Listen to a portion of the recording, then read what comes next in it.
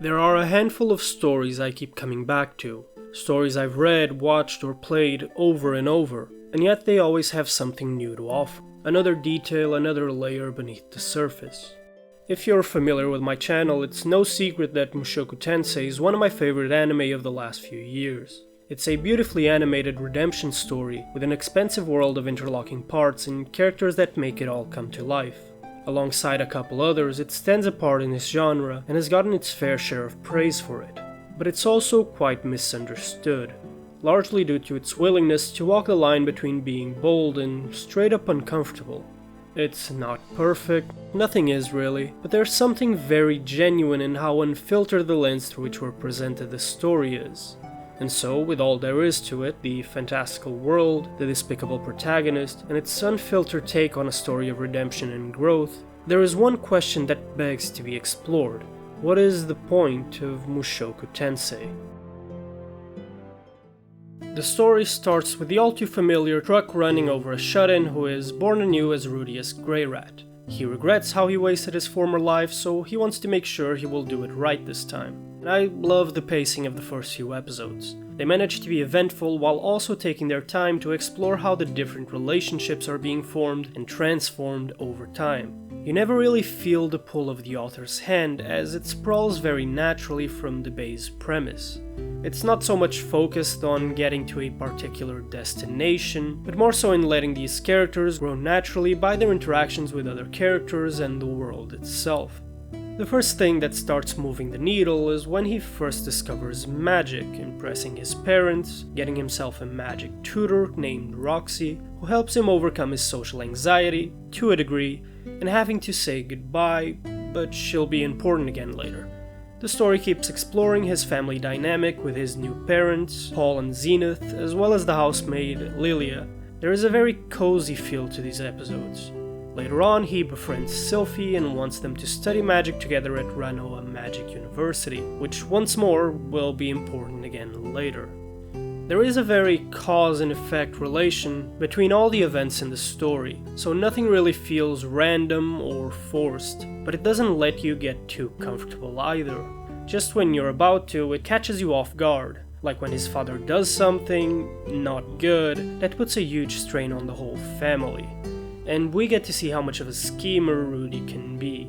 I won't get into too much detail in case you haven't watched it yet, but this is where we start to see how he is someone who will say and do things with ulterior motives, which we know thanks to the regular inner monologue that doesn't only make an appearance when convenient. It's not there to make Rudius look good and show us he is so much smarter than everyone else, but to make his thoughts very transparent to us.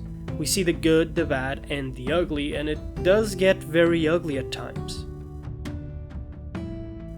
Remember how Rudius wanted to study together with Sylphie at the Magic University? That also means that he needs to start saving up money, since you can't escape tuition even in a fantasy world. And so he needs a job. There's nothing he can do in his small village, which means he has to leave. And he has to say goodbye to Sylphie for now, but as you can guess, she'll be important again later. I know it feels like I keep repeating myself with the "it will be important again later," but that's how it feels to rewatch this show. Most things have lasting consequences, and because of that, even when a character isn't around anymore, you can still feel their pull on the story, which to me is the biggest reason why the world feels as layered as it does. So Rudius moves to Roa, where distant family lives, and he becomes the tutor to the very fiery Eris. We also meet others like Ghislaine, Soros, Philip, Hilda, and honestly, a lot happens over the next few episodes, both in how the world is explored and how Rudius and Eris both get a lot of development. But I don't want to delve much more into the events of the story. I do intend to get somewhere with all of this, but there is just one more thing I'll touch on. Remember when I said as soon as you get comfortable there's a twist around the corner? 2 years after he first moves to Roa, they throw him a big 10th birthday party, and he gets this really cool staff as a gift. And when he goes to try it out, a bright light falls from the sky and teleports Rudius and Eris halfway across the world.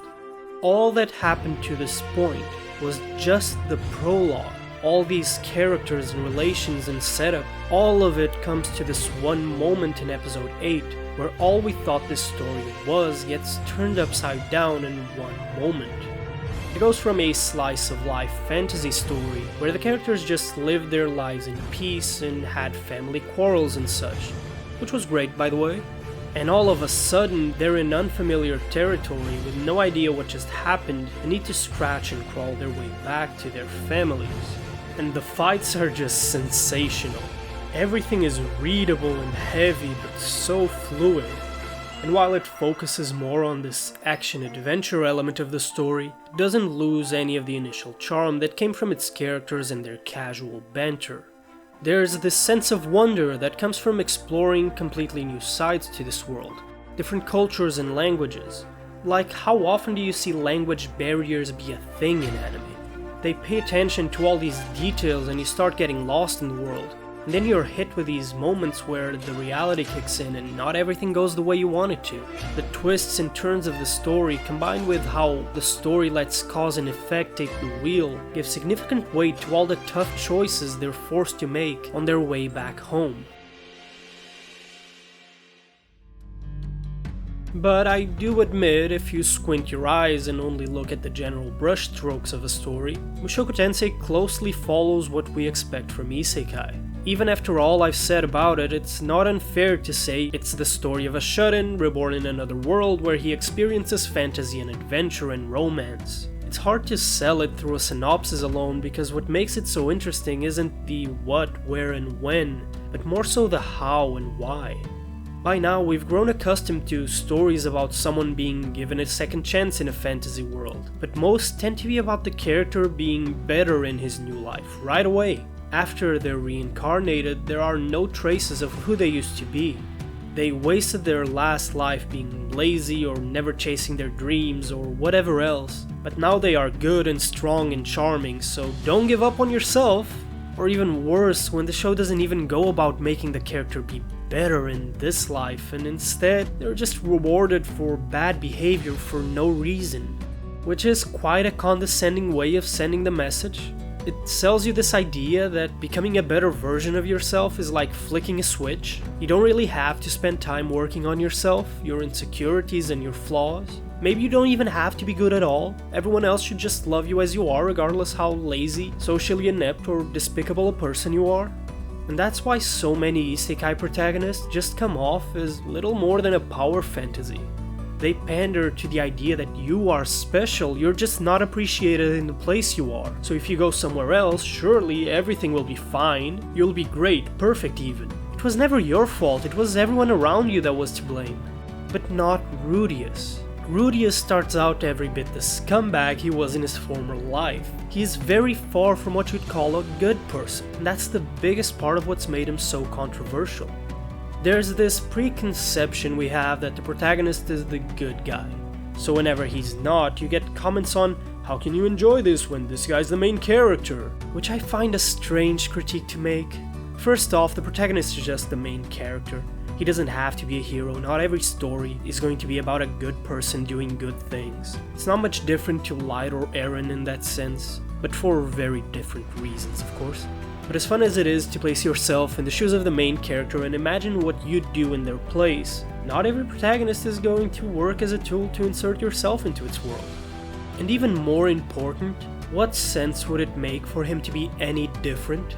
If you take Mushoku Tensei but make Rudius a good person from the start, what are you really left with? Rudius is very flawed. That's the point. Good people don't need a redemption arc. You can't have a redemption story if the character doesn't need to be redeemed in the first place. This story isn't about him being a better person in this new life, but about him becoming one over the course of it. Change takes a lot of time and it comes with a lot of setbacks. And I agree that it can often be quite uncomfortable to watch Rudius be a degenerate, lie to get what he wants and put on a fake smile as he does good things with ulterior motives. And there are a lot of times I'm watching and wish we didn't get to hear his thoughts and emotions, or that certain things were left implied and not shown. But those same things that can make us feel uncomfortable are what makes the show come off as honest in the first place. It has no filter. It's like that one friend that tells you about something bad someone said or did to them, but includes all the things they did to deserve it.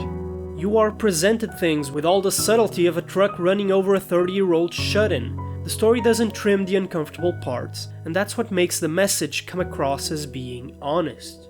The theme that you can improve yourself is by nature optimistic, but in the average isekai it doesn't often come across as genuine. The main character overcoming the flaws that made him regret his former life feels given and not earned. Mushoku's optimism is much more grounded by comparison. The story manages to be inspirational exactly because it's not idealistic. It might not be a comfortable watch, but I don't think it was ever meant to be.